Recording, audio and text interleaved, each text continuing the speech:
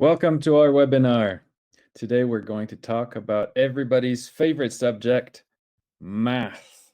In particular, we're going to look at how the human brain processes math and how different brains see it differently. Because it's true, numbers are a completely abstract concept. And if we don't have a good mental image, and Claudie is going to talk about the importance of mental image, we can't compute this abstract concept because we don't see it. In other words, we can't memorize what we don't understand. We can't learn, we can't add, we cannot subtract, we cannot multiply, we cannot do equations if we don't see it. So in this webinar, we're going to talk about why the current way of teaching math is wrong from a neurological point of view. And we're going to talk about using the individual's passion to teach math in an enjoyable way. And we're going to give you some activities, some examples that we've used with our clients that have helped develop mental image, develop math skills. Our speaker today is Claudie. Claudie Pomares has worked in hospitals, daycares, educational settings in France, Canada, the US, India for over 30 years.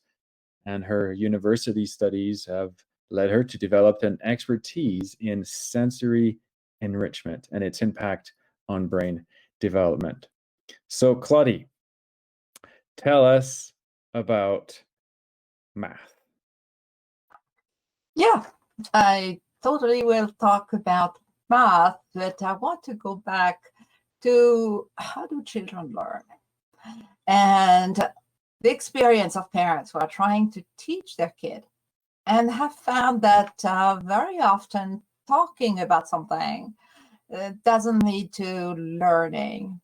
The basic example is to tell your child, don't touch the oven, it's hot. Well, that doesn't really work. And only when the kid has touched and felt, this is when he's going to really learn. That means that learning is a sum of things that we feel that happen at the same time and anchor the information in our brain. So there are events and facts in which there is an emotion, and there are all kinds of different sensory information that we love to remember. And then living one of them is going to bring back the learning. Learning happens when our brain changes. How and what is changing in our brain? The first thing that is going to change is called the cortex. And the second that is going to change during learning is the hippocampus. Let me show you what is the cortex. So this outer layer that you can see with all these folds is the part of the brain that is going to develop as we learn. There will be more and more folds, basically an infinite ability to learn. How does that work? We can compare that to basically a scarf. That would be a good example. So I have here a very big scarf, and I have always the same amount of space where I can put it down. So the more I want to put into the same box, well, the more folds we have. And this is exactly what happens with the brain. The cortex is just going to have more and more folds for the same amount of space in the cranium. Wow. So this is fascinating. And the other part of the brain, the hippocampus, is also going to grow as we learn. The job of the hippocampus is to gather the information from the outside and then send it where it should be. We can compare it to a central post office where all the letters come from everywhere and they have a code and an address. The system, either a machine or people, are going to read those codes and then send again the various letters and packages to the right place because there is the right address on it. That's what the hippocampus does. Receives an information from the environment and sends it towards the cortex in the right area. So these are the two parts of the brain that are going to change. So what role do the cortex and the hippocampus play together for learning? Well, the cortex is the place where the information means something. A touch is going to be felt and translated differently if it is a loving touch from mom or if it is a brush against a bush and it's not very pleasurable. So this is the same type of information. It's tactile information. It's going to be translated differently, and also from the emotion we feel at that moment, and that is in the front of the cortex. So those two are linked together. We are going to remember where that happened, and so all this information gathers and become a learning. Is there a difference in the cortical structure or in the hippocampal structure with people who have developmental delays? Unfortunately, yes, there are differences both in the cortex and the hippocampus. We know that in the case of people who have learning disability that are caused typically by developmental delay, by deficiency in the biochemistry of the brain, both the cortex and the hippocampus are going to be smaller. And in fact, in some individuals, we'll go all the way to talk about a shrinked hippocampus that becomes less and less efficient. Oh, wow. So learning grows the cortex and the hippocampus. So you could actually use learning as a way to expand. Yeah, this is the principle of brain plasticity or neurogenesis. Learning is a sum of experiences. And if you repeat the experiences, if they are more varied in their input, for example, a multisensory experience made of a smell, like the little boy by the oven, the smell of cookies, the memory of grandma, all of those are gathering and developing the brain. We have seen in a lot of scientific experiments that the brain in the animal models, but now we are taking pictures also of human brains, the brain expands and grows through experiences and in what we believe is more efficient environmental enrichment, sensory enrichment, are helping the brain grow in a more efficient and organized manner. My favorite teaching system that applies really well to math is called complementary learning system theory. And what is that? It is a scientific demonstration that if you give information to a child, an individual, and you want that person to learn and understand, that information has to come and fit with information that was learned before. An example, the baby can say, oh, that person is feeding me every day. It's the same person. Then, well, this is my mom and she takes care of me. Or the toddler would say, I know this house. I recognize the color of the fence. I recognize the windows. Oh, and every time my dad turns the key of the door opens. This is my house. Mm-hmm. Or the cookie. Mom gave a cookie to the baby who's teething, and then this baby becomes a toddler. He sees the cookie on the table.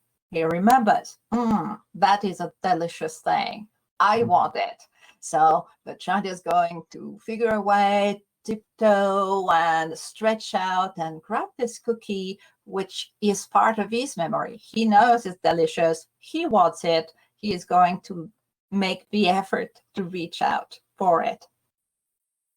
So you mentioned mental image earlier, and I know it's a key aspect of math because math is all about mental image, abstract. So tell us about mental image. So mental image is seeing in your mind something that you have experienced before, or preparing in your mind something that you wish to have. Let's have the example of a baby who is sitting in the bath. He remembers, he has in his mind the image of the bath yesterday. It was a bubble bath. It smelled good and it was a lot of fun.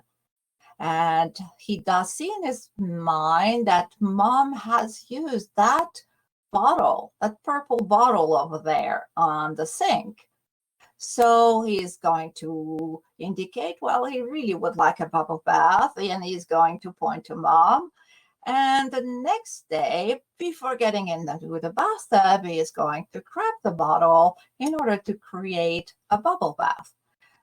All these experiences are things that are stored in his memory, and he can see what happened yesterday and create an action today that will promote the repetition of the pleasure. So how do you apply that to numbers? We have an issue with numbers. Numbers in themselves are arbitrary, as I said, and children cannot really understand the codes simply because we cannot explain them. So if we want to have the child understand, then what is that code about? You want to pair it with an information that does make sense. So if you present, for example, the number 2, you want to also show 2 elements that the child likes, enjoy, may want. For example, 2 pieces of orange. If the child likes orange, of course, but that is the concept. You want to associate a new information to something that the child already knows and enjoys. So that squiggly line is not just a squiggly line. It's a squiggly line that means orange juice or... Yeah. And so the child will see in his mind the previous experience with orange.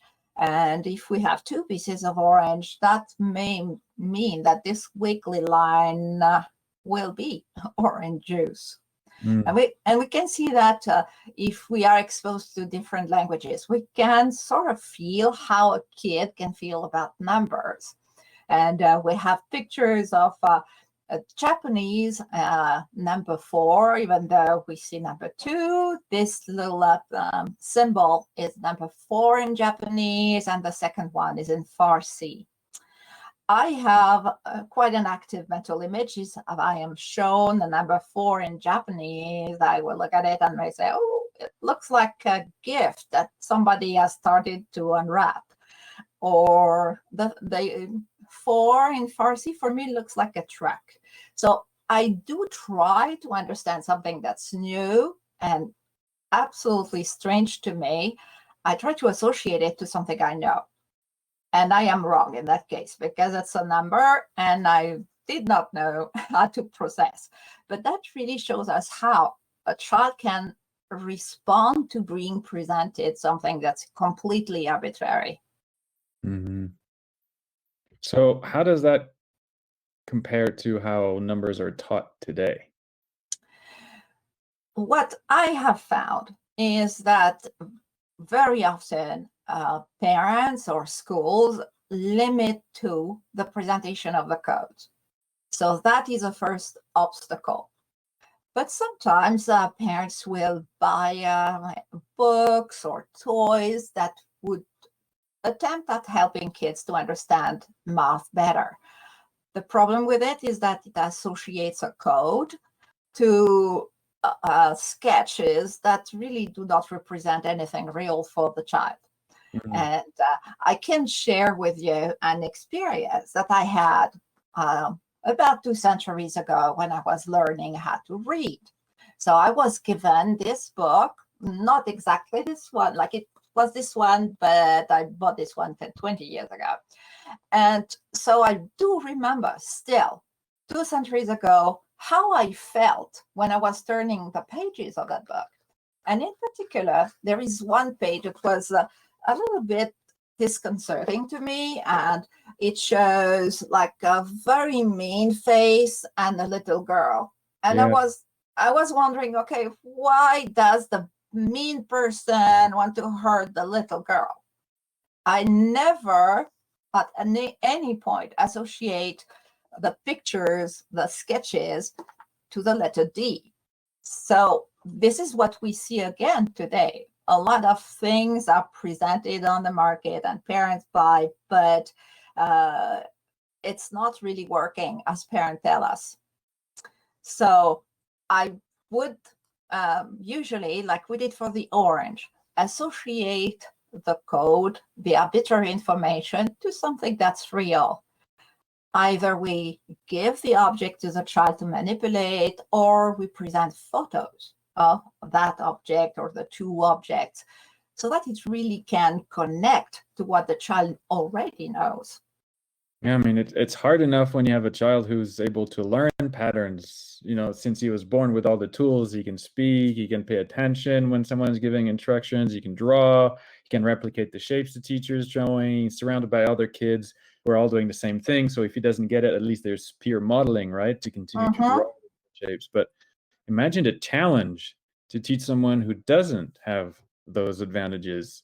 They don't have the motor skills to be able to even draw. They don't have the language to understand or express themselves, to say, I don't understand this, or the social models. They don't understand that the other kids, or they're surrounded by other kids who have no clue. And so the peer modeling, so it's a whole different ballgame. So how can you teach a child who has developmental delay? Is this the same method you would use for a neurotypical child? Well, that's what I did for my own children. I used multisensory information. I used the sense of smell, the sense of touch. I used real objects that were attractive to the child. Children, as we know, and as you explained, they're all different. They have different abilities to communicate, but their brain functions pretty much in a same way as far as retaining information. And if you use the natural roads that the brain has to capture the world, you have more chances to succeed in your teaching. So what are you saying here? You're saying that if a child who has a developmental delay has a functional visual system, then you use the visual system to teach, and you avoid the dysfunctional pathways? The way to present a brand new information. So remember, we want to be adding to something that the child already knows. This child, for example, walks all the way to school. He puts his coat on the rack. Like, there are things that he does very typically, like any other kid. He takes off his shoes, he manipulates. So that kid can use visual information, auditory information, if it is appropriate, and words are fine for kids who have a perfect auditory processing system. They may not be as much, so we can use sound, but in a different way. And I will share an exercise in a few minutes, or a game, let's call it. So we want to remember the fact that all children, with issues or not, learn differently. And my favorite example, and the person who explains it the best, I think, is Temple Grandin, who explains how she is able to learn. And the thing about kids labeled autism is they tend to have uneven skills, good at one thing, bad at something else. And in the Autistic Brain book, that's the first book where I've actually found the scientific data that shows that two types of visual thinking exist. Picture visual thinking like me, and the more pattern mathematical type of visual spatial thinking. And I can't emphasize enough, we've got to build on skills. And these different kinds of minds can work together on projects. If your child is a visual learner or a pattern learner, really the system of approach will be the same. You want to use things that your child or the child you're teaching in your school is familiar with at least part of the information. using object that the child manipulates, would that be crayons or food, showing one apple. If you want to teach the concept of the number one, the little drawing that shows one means nothing until you give an apple and you say, this is one apple. Mm. Then the child can touch it, can smell it, and can even eat it. Then we have 0 apple left. If you don't have real the real thing, and is it okay to use a picture or to use a drawing or? Yes, and in fact, we encourage parents who are doing multisensory activities with the children. We have an exercise where we connect the various senses to a group of information. We call it multisensory core protocol, where we smell the fruit. Then we look at the photo of the fruit, because sometimes you're right, fruit in the classroom are not always available, not always safe. So using a photo is perfect, but you can also have manipulation with creating an apple with Play-Doh or all the material, the equipment that you have in the classroom. Right, But familiar things. You just have to have tangible objects. Yes, tactile is one of these roads to the brain that children use extremely well, because they are constantly manipulating things. So that's a good tool to use. You said tactile. What about counting with fingers? I know it's frowned upon these days. What's your opinion on that?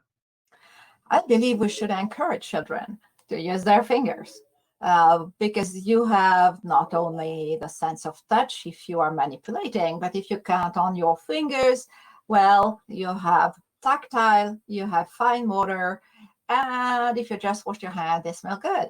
Mm-hmm. Encourage what is there, and it's not to be, as you said, frowned upon. It's a tool that kids can use, and it's always there. Mm-hmm. In fact, in China, children are learning how to count using what is called an abacus. And even at the time of electronics, you see that tool everywhere in the stores and even in the offices, where people manipulate it so quickly. Mm. When we were talking and preparing for the webinar, you talked about how learning math and mental image, you talked about learning about people. Yes, it's again, with the system of complementary information.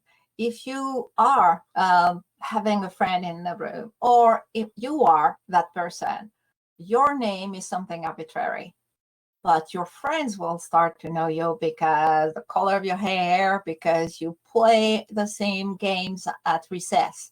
So every type of learning experience is based on learning more and gathering information that adds gradually and become a better set of knowledge.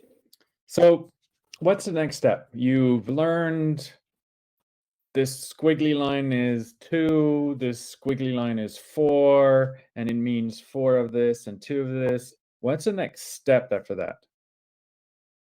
I think that you want to expand to more sensory information. If the child is comfortable with a quantity because you have manipulated an object that he knows, you can have fun activities that will mix everything at the same time as it will keep on presenting the codes, the numbers themselves. So I have a game that I would like to share with the people today, and it is really a multi-sensory math exercise. It's, again, to go back to the basics, becoming familiar with what a number is about. And it's not just about a quantity. In that case, I use different balls made of different textures. It can be glass, wood, it can be plastic. having sets of marbles. I created that exercise for one of the little boy I have the pleasure to work with in my Platinum plan, where I really know the child so well that I can create an exercise that will work for him very well. So in the case of that little boy, we also had colors added, as it was part of thing that we needed to associate to his learning. So you created this game, the marbles with the balls. You created that game for one of your Platinum clients? Yes, I did. A Could you little tell us more 5-year-old. about what his struggles were and why that game was a good idea for him at that time? He had a lot of difficulty with the sound of certain objects. And he had an obsession that one object could break, depending on the sound it made. And he was constantly touching or tapping those objects and worrying that those objects could break. So I wanted to expand his auditory experience with objects and have himself this experience manipulating and finding out that it could be fun, it could be interesting, it was not worrying, and everything was quite strong and solid, and he could touch those objects.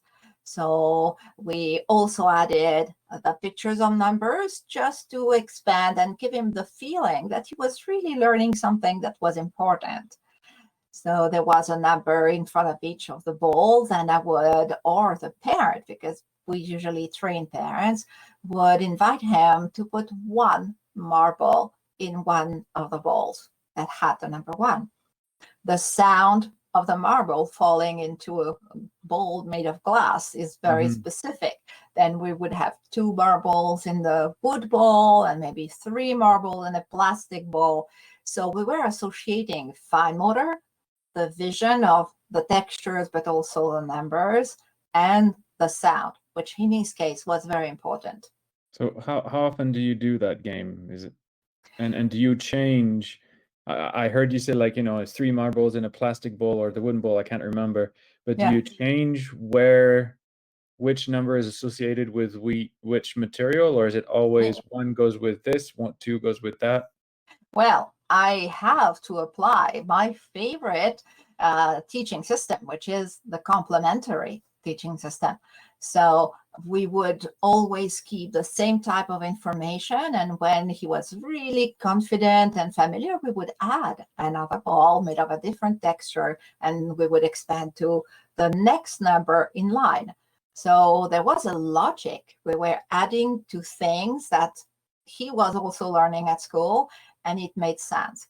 We usually, when we have a new exercise that is so complex and sophisticated, we do it twice a day, and typically we would do it for 2 weeks.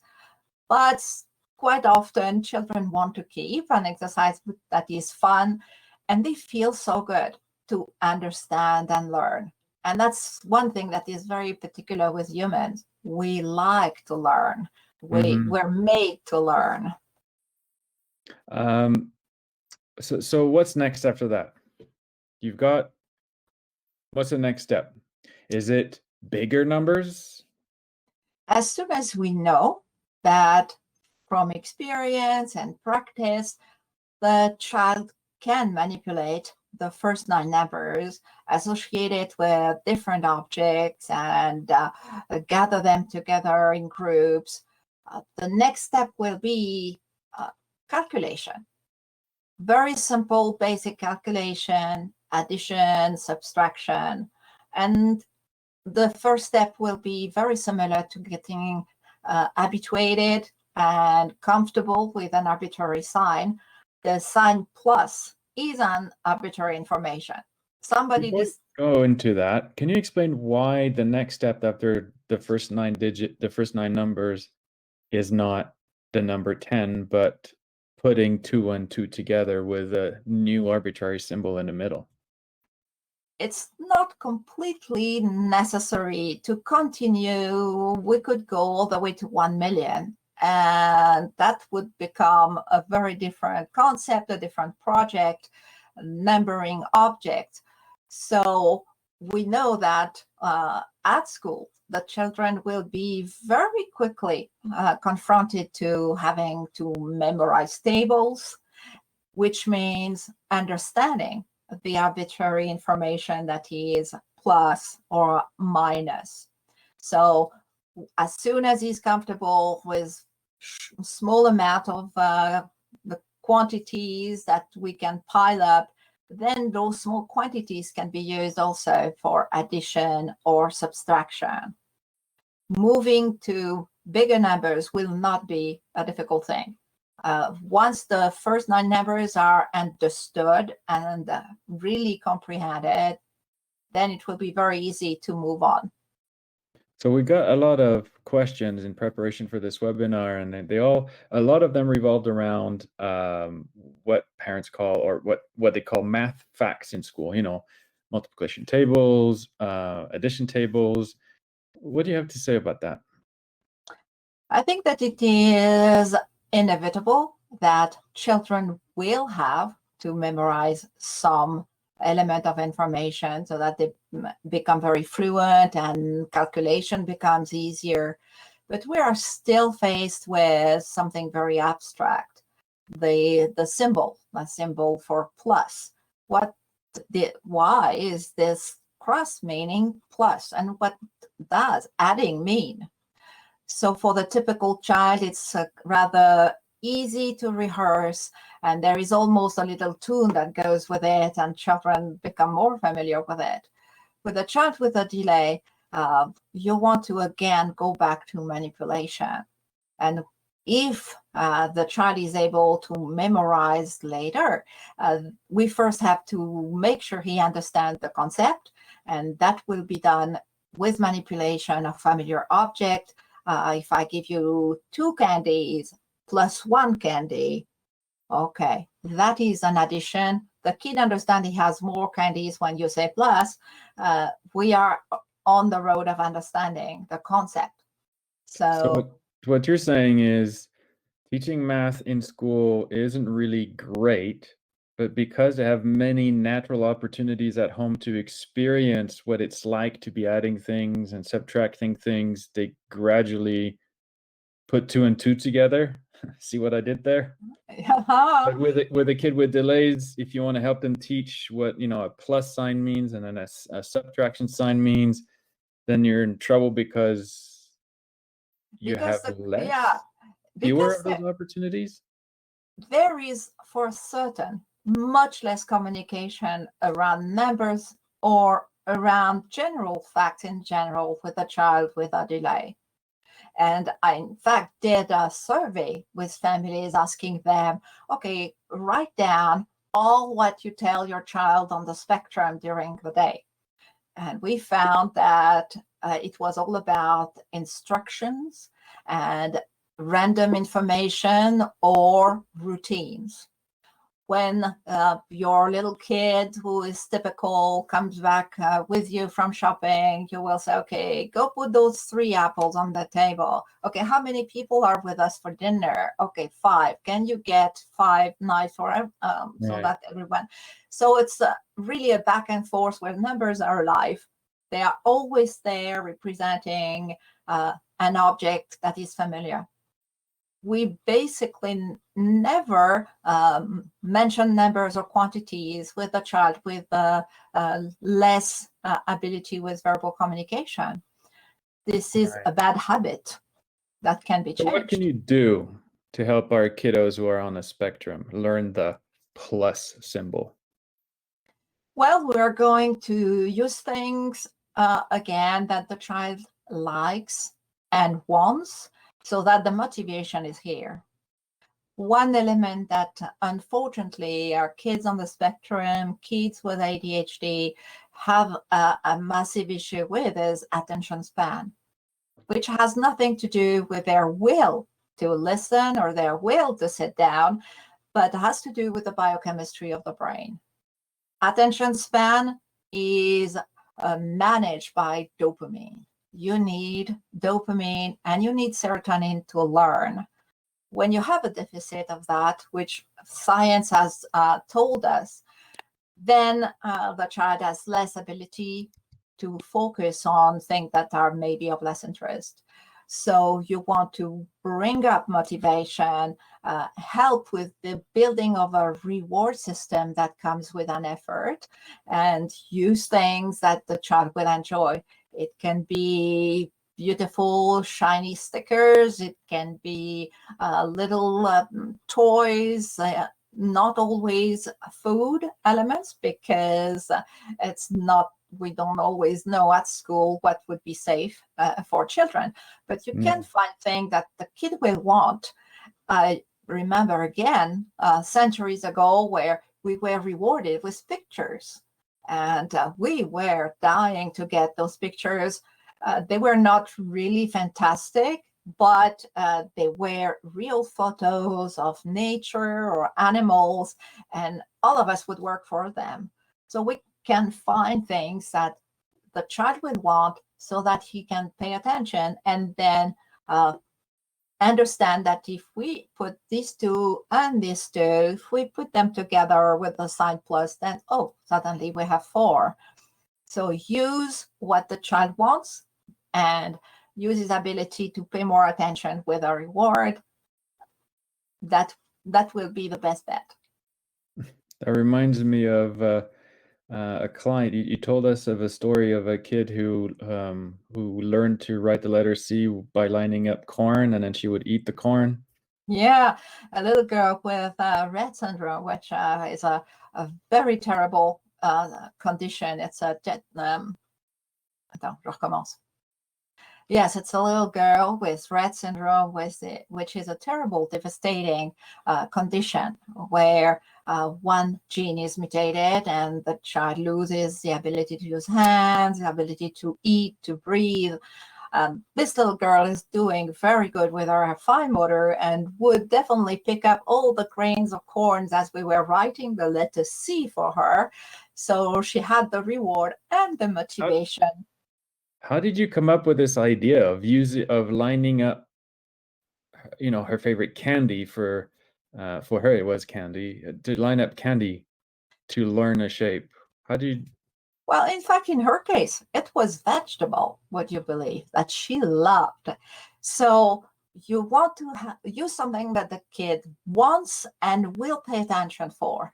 I wanted her to look at the letter C. And the only way was to put corn on it. So every time she would pick one, she had to look at the letter. And gradually the association was made and she knew that letter. I have another example of a boy who's been really exposed to every possible system because he has a mom who will never give up. And she is going to work with him until he succeeds. But his relation to math was just horrible. And he just could not even add numbers or read numbers. It had become really a pain for him. But I discovered, learning more about him, that he loved to play Minecraft.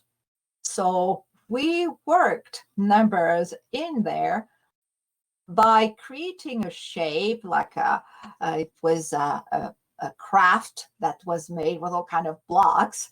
And we had to rebuild that on the screen. So he had to know how many of these plus how many of those.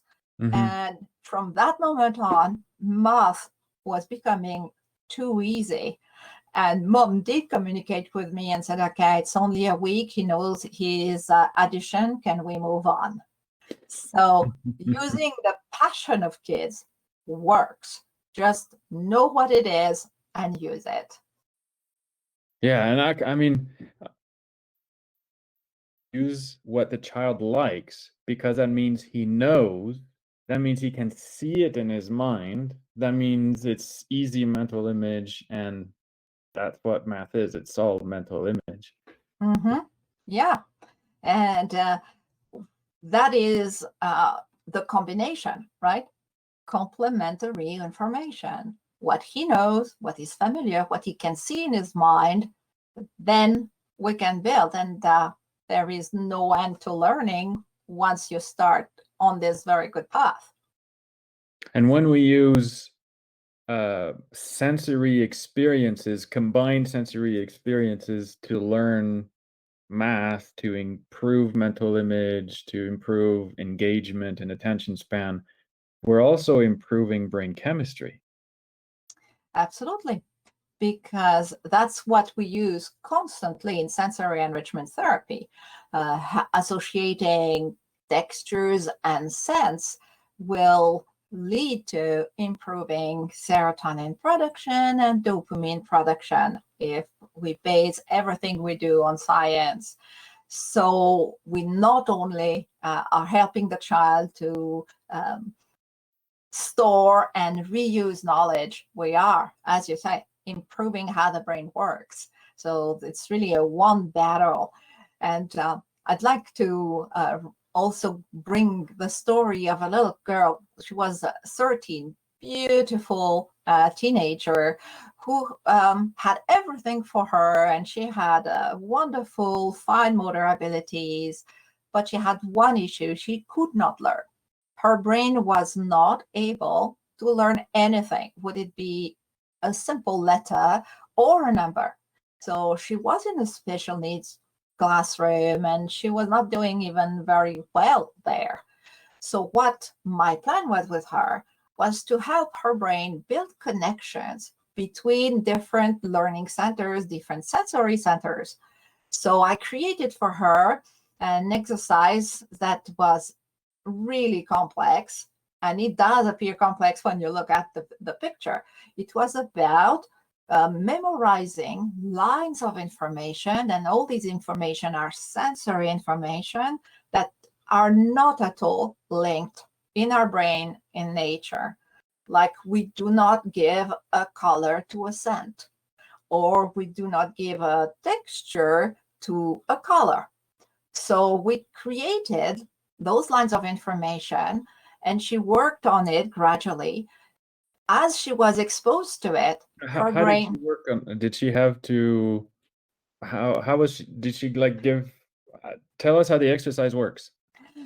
So her mom created a vertical column, and it was composed of, in her case, 15 different elements at the end of the therapy. Initially, there was maybe 5 different ones.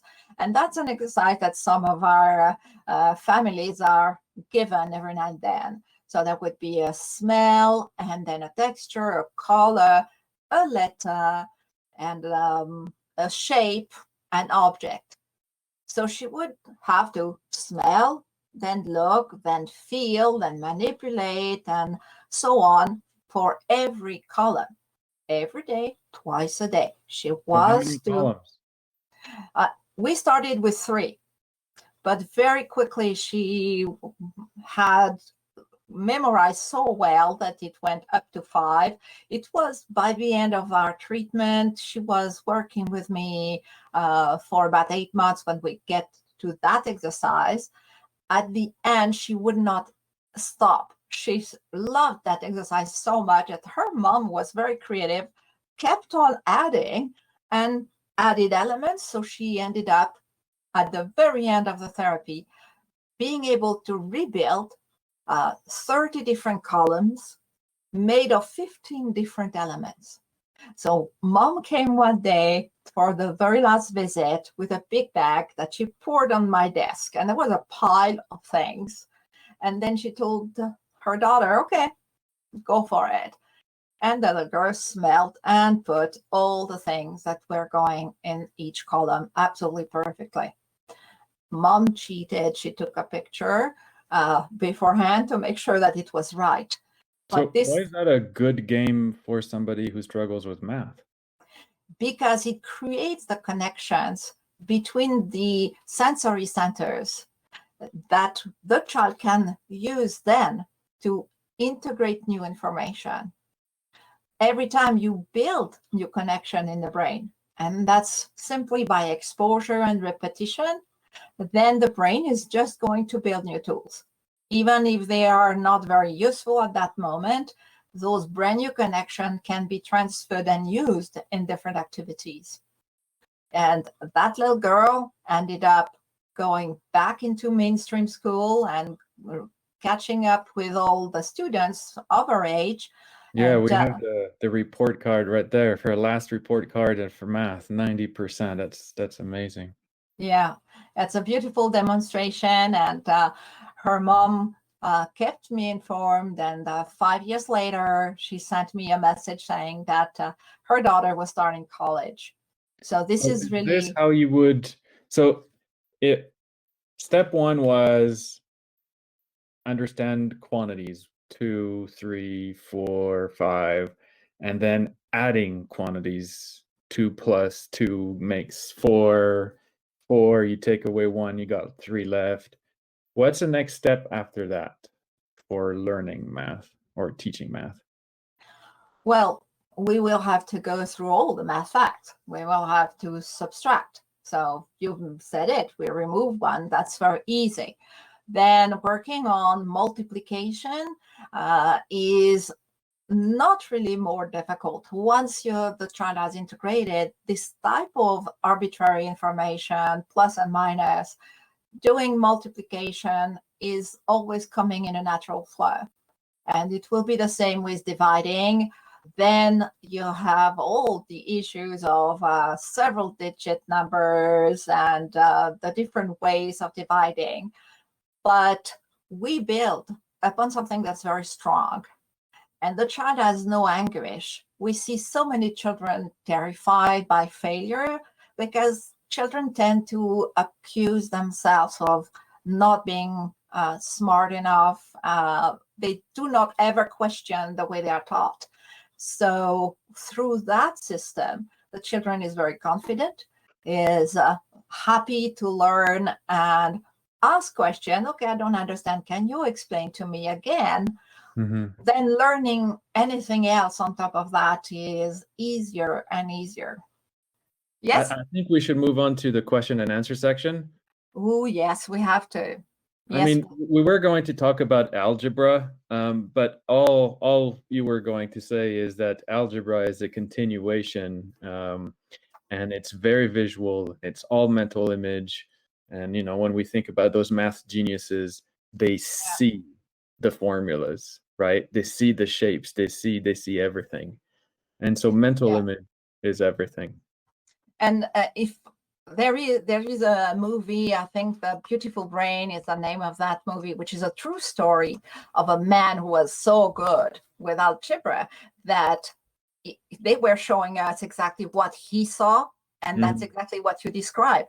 He was seeing the formulas, he was seeing all the connection between elements, and just such a magical, well-presented demonstration of what algebra is about. So let me go through the questions that we have. Yes, please. What if the child is older? I have a child who's almost 18, understands math at a grade 3. Word problems are tricky as he is a visual learner, and although he's reading the question, he cannot visualize what is asking, and it's typically far too wordy. Yes. So, and the problem you're describing is a problem that needs to be solved from the start. So even though your child understands numbers and probably is able to add or subtract at a certain level, you need to go back to the point where the symbols, the numbers are alive. You need to go to the point where you can add complementary information. The feeling I get is that things have sort of piled up, and he has been disciplined and has done all the effort he could. And this is the point where he can no longer move on because he doesn't see it. You're describing it very well. So the answer is go back to the basis. Do those activities that relate numbers to sound, to image, to sense, to textures, so that he can see them. Now build on that mental image. Don't rush. What I always tell the parents, when we go back to the basis and start with building the mental image, we are building for life. So rushing doesn't mean anything. At some point it stops. So go back where you are going to be helping him create this mental image. And that's not just about numbers. Mental image is about himself. We have activities, I'm sure that you can find them on YouTube, that help the child know himself entirely by, for example, walking on different textures with a blindfold. So a mental image is your identity, is your deep ability and your talent.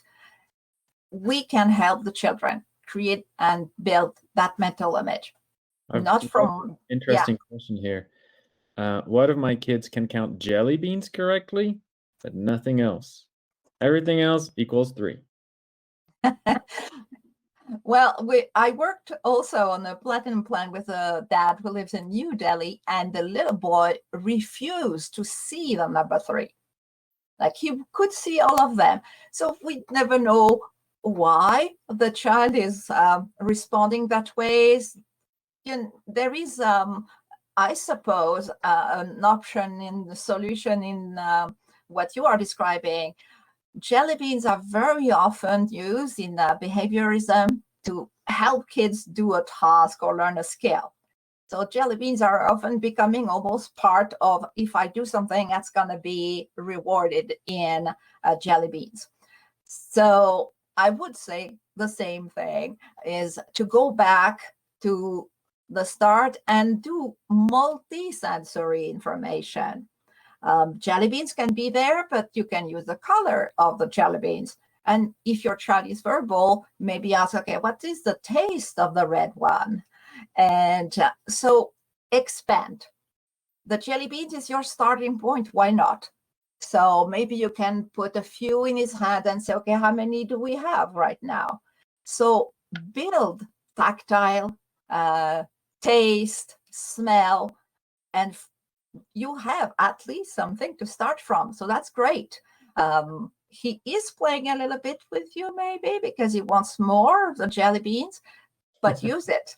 Use it and move on with it, making sure it is a multi-sensory information. Here's a question that I think goes well with, this one was submitted by email. Word problems. Many kids are not able to understand the problem. Once you explain it, they're able to solve it, but you need a lot of repetition or commands. So how do you, I guess the question is, how do you get the kids who are difficulty speaking, how do you get them to understand the math instructions or the question?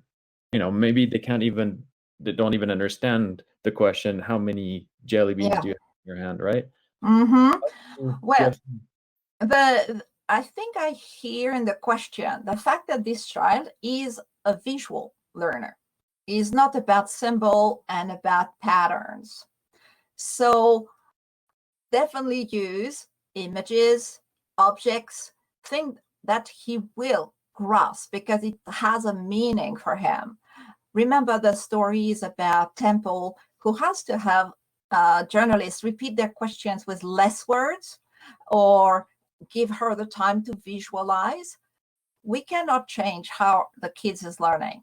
Yeah, like Anna, one of the people on the webinar said, it's a language comprehension issue, which is not really related to math specifically. Yeah. So this is a whole other ball game.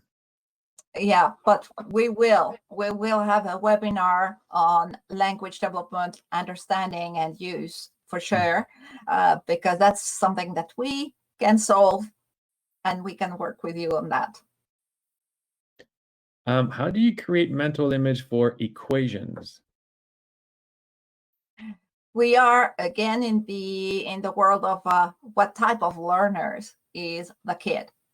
If it is a visual learner, from what, taking the example of Temple, images, not symbols, it will be an amount of work for you to figure out the type of image you can associate to every part of the equation or the fractions or the type.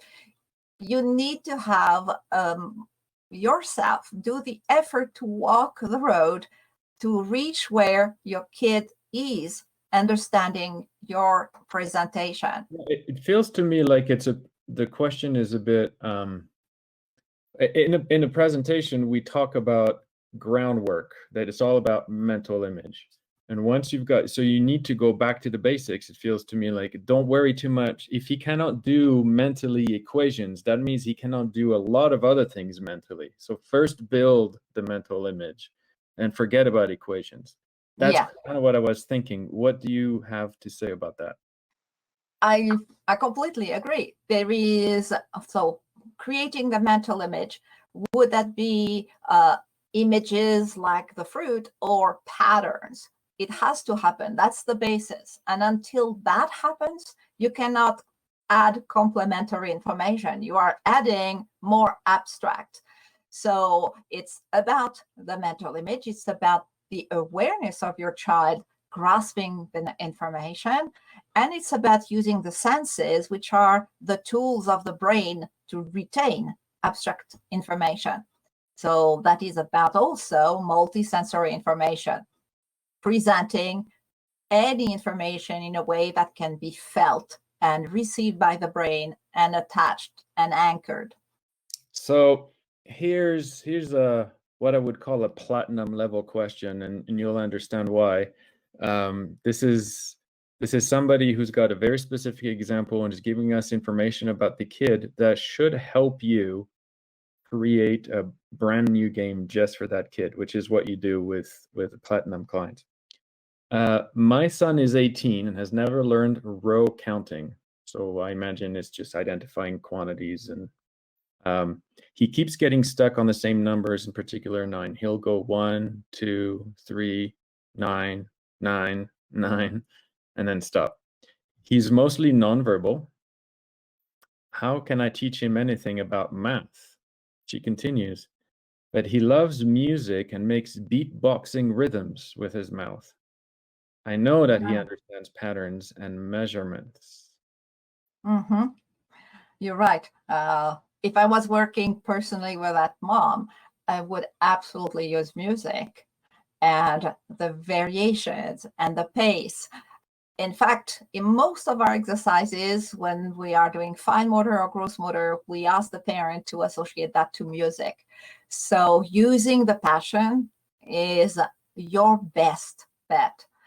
It doesn't matter that he just recites 3 numbers and loves the number 9. We are going to recommend to you, as you work on your own, is to go back to the basis, use what he can do, and definitely use music as the way to go through and create that mental image. If he is able to play that kind of rhythm, then he understands a lot. That may not be how we understand, but eventually you can bridge his world to your world using his passion. I'm just quick scanning through some of the other questions that we received, the ones that we were sent by email.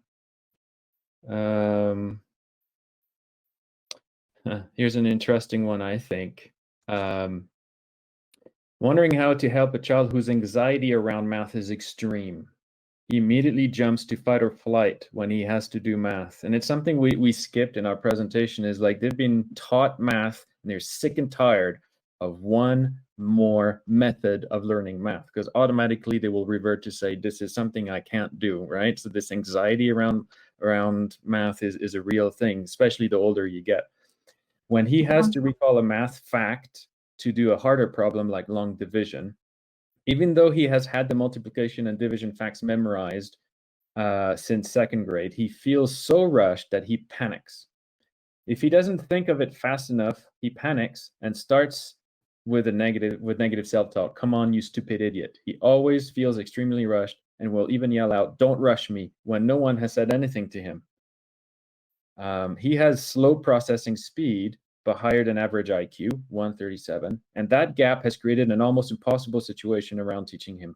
I've had to start doing math at home because school thinks he's too anxious to do it there. So we do our math at home in the morning and then go to school. He's 12 years old. He has attention issues, anxiety issues, depression issues, high functioning autistic. This all started in 3rd grade when he tested into the high math class, which moved at a faster pace, but did the same work as the other class. So it's funny how there's no question there. No, but I still have an answer. Go ahead. I don't think that the issue is math, and you are mentioning it in words. It's about anxiety. So work on that.